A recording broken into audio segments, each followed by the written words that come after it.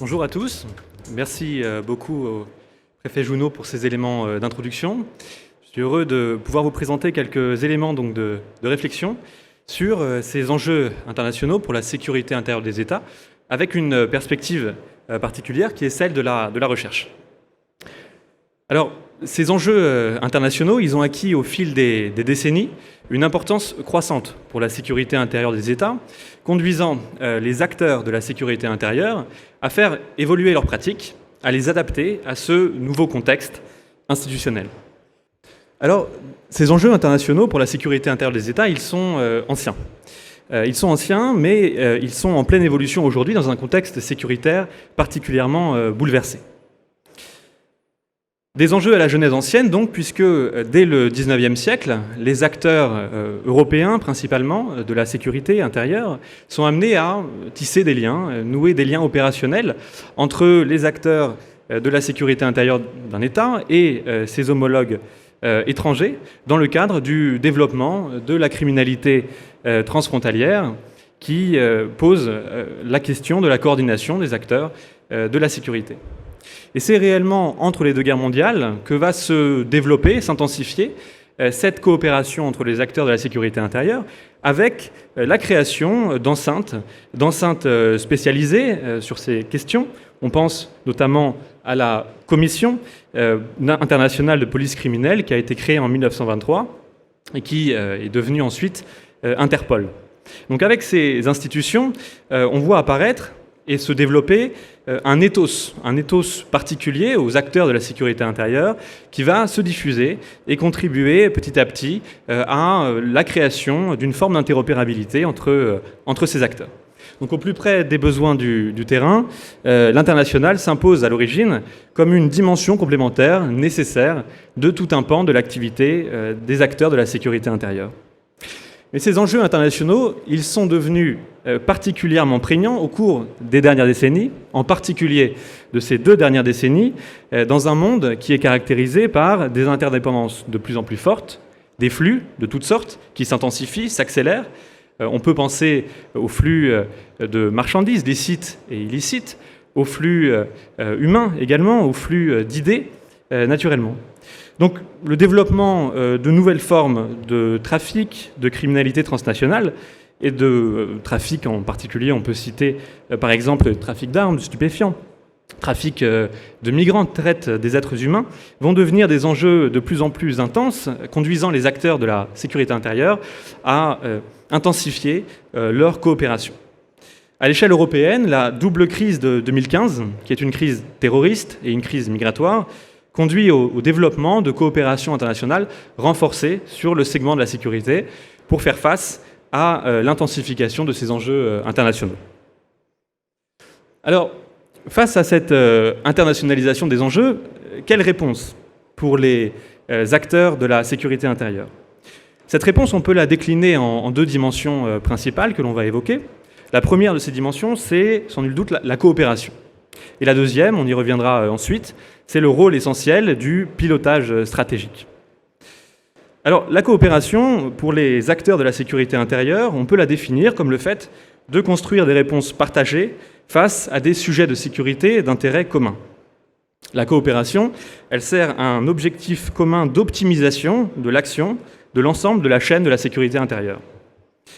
Les acteurs de la sécurité intérieure ont une pratique ancienne des questions de coopération. À l'échelle française, dès 1961 est créé le service de coopération technique internationale de police, le STIP, qui sera chargé de l'organisation des programmes d'assistance et de coopération internationale en matière de police, de sûreté et de surveillance du territoire. L'action du STIP, originellement, sera très orientée vers le continent africain et puis, au fil des décennies, face à des enjeux de plus en plus forts, se déploiera sur d'autres espaces géographiques, d'autres continents et s'intensifiera. Face à cette intensification, l'action de coopération du ministère français de l'Intérieur change de niveau en 2010 avec la création de la direction de la coopération internationale qui regroupe donc le STIP que je viens d'évoquer et puis la sous-direction de la coopération internationale de la gendarmerie nationale. En 2021, face à des enjeux de plus en plus forts, la DCI devient la DCIS, Direction de la coopération internationale de sécurité. Alors, fort de ces premiers éléments de définition, on peut esquisser, proposer une typologie des différentes formes de coopération de sécurité. On peut en effet répartir l'ensemble des actions de coopération en deux principaux niveaux d'action. Celui de l'État et de son organisation, on parlera de coopération structurelle de sécurité, et celui des opérations de sécurité intérieure, on parlera dans ce cas de coopération opérationnelle de sécurité. La coopération structurelle de sécurité, elle correspond à l'ensemble des actions qui sont développées au profit d'un État et avec son concours, dans le but de contribuer à optimiser son efficacité en matière de sécurité. Pour mieux comprendre cette distinction entre les différents niveaux de coopération, je vous propose d'utiliser une image qu'on va décliner, l'image d'un véhicule, d'une voiture. La coopération structurelle de sécurité, à l'aune de cette image, consisterait de ce point de vue à optimiser le fonctionnement de ce véhicule. On va y revenir. La coopération structurelle de sécurité, elle se décline elle-même en deux volets, en deux dimensions éminemment complémentaires, que sont la coopération institutionnelle et la coopération technique. La coopération institutionnelle vise, en travaillant avec l'État partenaire, à réformer le cadre normatif, à adapter l'architecture institutionnelle sur le segment de la sécurité intérieure, et en s'appuyant, si besoin, sur les solutions technologiques adéquates, pour faire face aux contraintes qu'il rencontre. La coopération institutionnelle consiste donc à travailler sur ces éléments, réforme du cadre normatif, adaptation du cadre institutionnel, mais aussi sur l'ensemble des règles qui font fonctionner en pratique dans le quotidien d'une institution ces organisations. Donc elle constitue un mode d'action privilégié en vue de contribuer à l'optimisation des capacités étatiques. Pour reprendre la métaphore du véhicule que j'évoquais tout à l'heure, avec la coopération institutionnelle, on va travailler sur les éléments mécaniques de notre véhicule, de cette voiture. L'embrayage, le moteur, la transmission, et aussi sur les règles d'utilisation en situation concrète. On pourrait parler d'une espèce de code de la route pour ces institutions. Alors, j'ai évoqué la coopération institutionnelle, il y a une deuxième sous-dimension essentielle de cette coopération structurelle de sécurité, qui est la dimension technique, la coopération technique. En deçà du niveau institutionnel, le fonctionnement de la politique de sécurité intérieure d'un État dépend également de la capacité des agents qui évoluent en son sein, qui font vivre l'institution en pratique, à répondre de façon efficiente aux missions qui leur sont dévolues. C'est la vocation première de la coopération technique. Par le biais de la formation de personnel et du partage de savoir-faire professionnel dans un champ d'intervention particulier, la coopération technique contribue à cette optimisation du fonctionnement de l'État partie à la coopération. Pour filer notre métaphore, il s'agira cette fois de contribuer à la formation des pilotes et copilotes, tous les agents qui font vivre au quotidien et dans la pratique l'institution, en l'occurrence notre véhicule. En pratique, parce qu'elles ont un haut degré de complémentarité, les actions de coopération institutionnelle et de coopération technique sont souvent étroitement associées. Alors, on le comprend, la mise en œuvre de ces coopérations structurelles, elle passe par la prise en compte systématique des contextes spécifiques d'une intervention, ce que le chercheur Jean-Pierre Olivier de Sardan appelle le contexte pragmatique. Et ce qui implique à chaque fois, pour les acteurs de la sécurité intérieure qui œuvrent à ces coopérations, d'adapter les solutions qu'ils proposent aux contextes locaux, de prendre en compte les spécificités d'organisation. On ne conduit pas de la même manière à Paris, à Abidjan, au Caire ou à Madrid. Et bien de la même manière, il faut adapter les solutions proposées au contexte pratique, pragmatique d'intervention des acteurs de la coopération.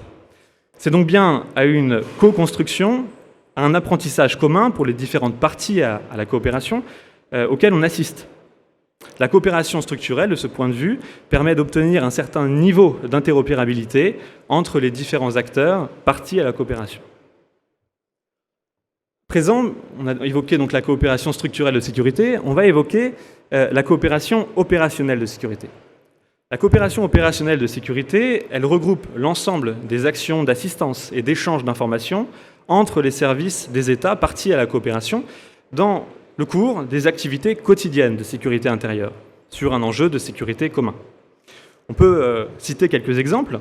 Il peut donc s'agir d'assistance mutuelle entre des services d'enquête de deux ou plusieurs pays, en vue de la résolution d'une affaire criminelle, ou bien du démantèlement de filières criminelles, du suivi, du partage d'informations autour de thématiques d'intérêt commun en matière de sécurité intérieure, ou bien encore d'assistance directe aux ressortissants d'un État présent à l'étranger face à une situation de danger.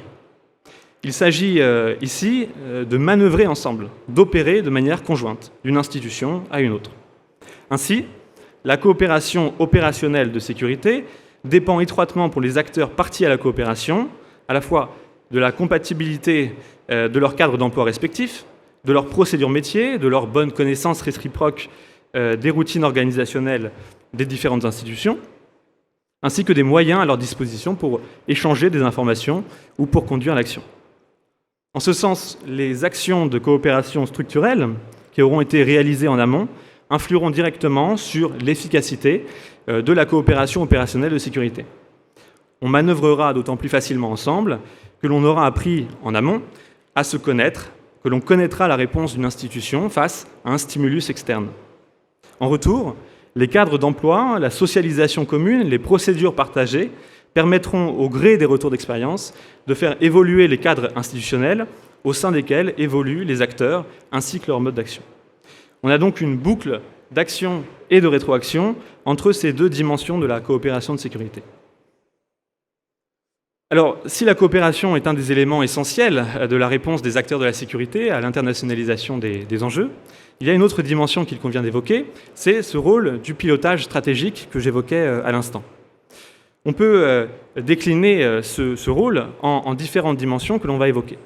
Au préalable, à l'échelle du ministère français de l'Intérieur, il convient d'évoquer que c'est la direction des affaires européennes et internationales, créée en 2021, qui est chargée notamment de cette dimension que l'on évoque. On peut donc décliner ce pilotage stratégique en trois fonctions complémentaires. L'anticipation, notamment en anticipant les transformations du contexte stratégique international sur le segment de la sécurité, dans une logique d'anticipation des crises et des besoins futurs en matière de sécurité intérieure. L'accompagnement, parce qu'il faut accompagner, coordonner les différents partenaires qui agissent à l'international dans le champ de la sécurité, et négocier et dialoguer avec les partenaires européens et internationaux, notamment au sein des enceintes européennes et multilatérales.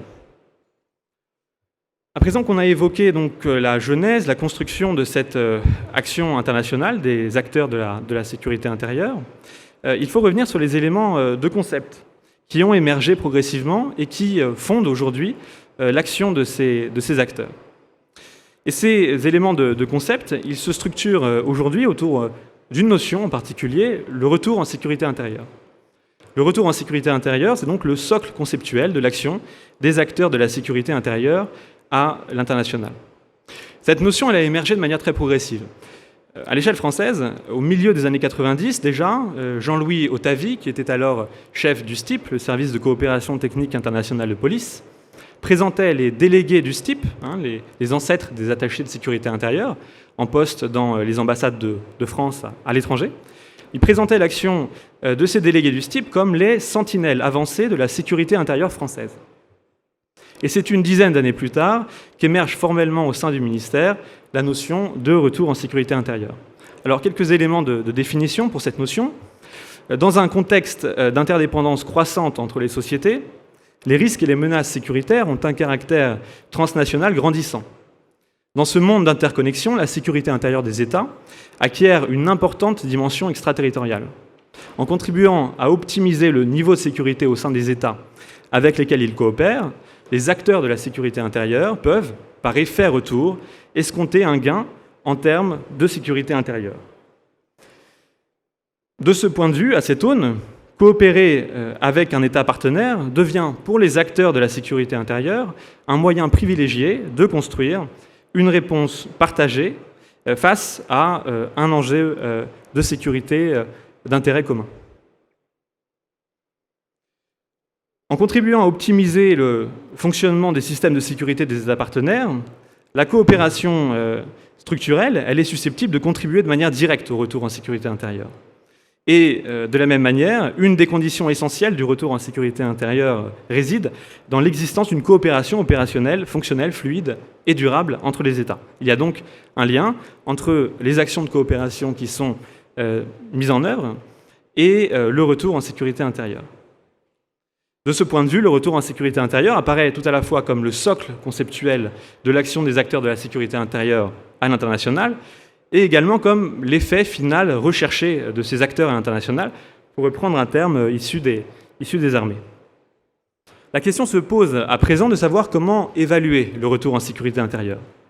La mesure, elle en apparaît parfois délicate, car la nature dynamique du retour en sécurité intérieure rend complexe la systématisation d'indicateurs quantitatifs à même de la permettre.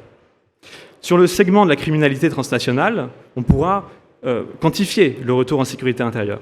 On pourra par exemple mesurer le nombre de filières qui auront été démantelées ou le nombre de marchandises qui aura été saisies, par exemple dans le cas du trafic de stupéfiants ou du trafic d'armes. Mais dans bien des cas, c'est l'absence de réalisation du risque ou de manifestation de la menace sur le territoire national ou à l'échelle européenne, lorsque on travaille à cette échelle, qui traduira le gain en termes de retour en sécurité intérieure. Et il apparaît par nature difficile de mesurer l'absence de survenue d'un événement. Donc, davantage qu'il ne se mesure, le retour en sécurité intérieure s'apprécie. Son évaluation suppose de privilégier des indicateurs qualitatifs plus adaptés à sa nature dynamique. Alors, on a assisté au cours de ces dernières décennies à une mutation assez profonde de la nature des crises qui se manifestent dans l'espace international. Multifactorielles et profondément multisectorielles, ces crises sont de plus en plus multisituées, c'est-à-dire qu'elles produisent des effets au-delà de leur zone géographique d'expression initiale. Et face à cette situation, un besoin d'articulation renforcée entre les différents leviers et groupes d'acteurs impliqués dans la gestion des crises extérieures a été manifesté par les acteurs du champ. Pour traduire cette nouvelle donne de la sécurité internationale, un consensus a progressivement été construit à l'échelle française entre les acteurs concernés autour de l'utilisation de la notion de continuum. Au cours des années 2000, on assiste donc dans le débat doctrinal français à l'émergence du continuum humanitaire-développement dans un premier temps, et puis des continuums sécurité-développement et sécurité-défense. Ces notions se sont progressivement imposées comme des cadres de référence théoriques privilégiés pour penser et pour aborder la gestion des crises extérieures. On l'a évoqué à l'instant, l'idée force véhiculée par la notion de continuum, elle est aujourd'hui présente dans les différents éléments de doctrine à l'échelle française. Dès 2006, l'idée est présente dans le livre blanc du gouvernement sur la sécurité intérieure, et cette idée de continuum prend ensuite forme formellement dans le livre blanc sur la défense et la sécurité nationale de 2008, et elle est réaffirmée dans le livre blanc de 2013, qui témoigne donc de la continuité entre sécurité intérieure et sécurité extérieure. Donc, dans le cadre de l'exercice de leur mission, les acteurs de la sécurité intérieure sont conduits à nouer des liens étroits avec les autres acteurs de l'international. À l'échelle française, sur ce segment, le ministère de l'Intérieur est notamment conduit à travailler avec le ministère des Armées, le ministère de l'Europe et des Affaires étrangères, et en particulier la direction de coopération, de sécurité et de défense, qui a un rôle absolument essentiel, notamment du point de vue de la coopération structurelle que l'on a évoquée tout à l'heure. Et puis, à l'échelle européenne, il est important d'évoquer le fait que le changement d'échelle de l'action de l'Union européenne en matière de sécurité, survenu depuis l'entrée en vigueur en particulier du traité de Lisbonne en 2009, et l'essor de la politique de sécurité et de défense commune, fait de l'Union un partenaire important pour les acteurs de la sécurité intérieure. La montée en puissance des agences européennes sur le segment de la sécurité offre par ailleurs de nouvelles opportunités d'action commune pour les acteurs de la sécurité intérieure. On a ainsi vu un doublement des effectifs d'Europol depuis 2009 en particulier. Enfin, la hausse des moyens financiers alloués par l'Union européenne à la coopération internationale dans le champ de la sécurité au cours de ces dernières années permet de diversifier et de renforcer les projets de coopération développés avec les États partenaires. Après ce rapide panorama donc des enjeux et des réponses formulées pour la sécurité intérieure des États, je vous propose de continuer avec trois tables rondes pour mieux appréhender ces enjeux. Le temps de la paix, tout d'abord, le temps de la crise, ensuite, et l'Europe, que l'on a brièvement évoquée. Je cède donc la parole à M. Pierre-Henri Brandet, délégué à l'information et à la communication du ministère de l'Intérieur. Je vous remercie.